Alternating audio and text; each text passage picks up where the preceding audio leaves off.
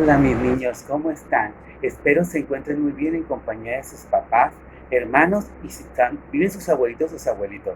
En esta sesión vamos a trabajar sobre nuestro cuerpo, la expresión corporal, cómo nuestro cuerpo nos sirve como medio de comunicación.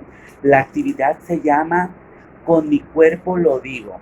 Recuerda que te mandé una historia que te la va a leer tu mamá. Y esa historia tú la vas a interpretar, pero con tu cuerpo, sin hablar, nada más con música de fondo del gran maestro Mozart, que espero y te guste. Te mando este video como un ejemplo, pero tú puedes hacer con tu cuerpo lo que tú quieras. ¿Estás listo? Comenzamos.